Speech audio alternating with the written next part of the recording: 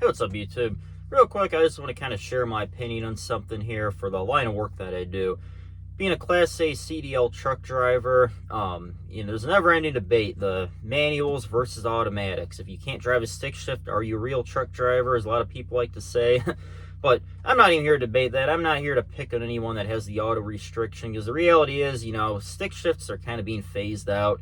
I got my CDL in 2019, and even back then, that's when they were really starting to amp up with the autos. I did take my exam in a stick shift truck, an old 10-speed Volvo. Then at my last company for years, I had an assigned unit that was a 10-speed.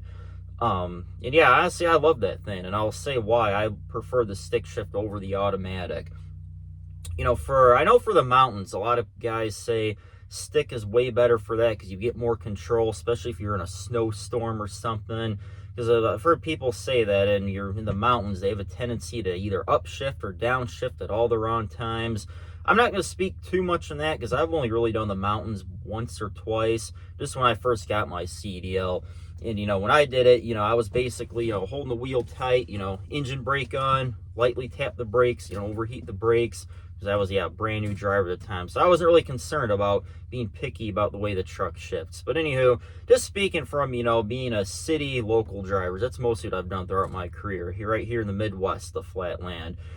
You deal with a lot of like tight lots, tight docks, tight turns you got to make. And a lot of people will think that, an auto is probably better for that because you don't have to worry about the clutch at all. Which I get the school thought behind that, but the reality is with the semis, with most anyway, maybe there's some that are a little different, but most of them aren't actually set up, as like a normal automatic in a car or a pickup truck. They don't have a torque converter, and they still have clutches, and it's all the computer, it's all electronically tells it when to shift. And my biggest pet peeve is, especially if I'm going around a tight blind corner or getting ready to set to a dock, you'll literally just trying to ease into it, and you'll get nothing. It's almost like it gets lost and then just lurches you forward. Same thing for if you're hooking or unhooking from a trailer or sliding your fifth wheel. If you have a twin screw, it's nothing, hit it a little more, and then bam, just slides you forward so fast. I can't even tell you how many times I've set off my camera just from doing that, but I never get calls about it because they know how it is. But that's just my opinion, because when you have a stick shift, you can just kind of easily feather that clutch on in, and it goes a lot smoother. When you're tight dock, especially if there's another truck next to it, I like just those accurate adjustments, just ease into it, not the jerking all around. So that's kind of just why I prefer the old stick shifts. I mean, it is becoming a thing of the past, love it or hate it. Like the company I drive for, I don't think there's any left in the fleet, actually, any manuals. I've been here about 2.5 years.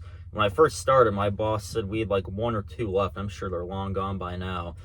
But yeah, it's become a thing of the past. What are you going to do? That's just my opinion, why I think they were better.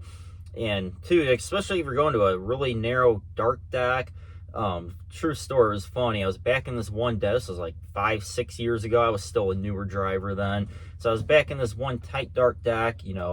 Truck was kind of jerking around a bit, and it felt like, I bumped the dock bumper. So, okay, cool. Just get out, set the brakes, go in, walk up there, and then the guy's just looking at me, and I'm like, oh shit, I've still got another 10 feet to go.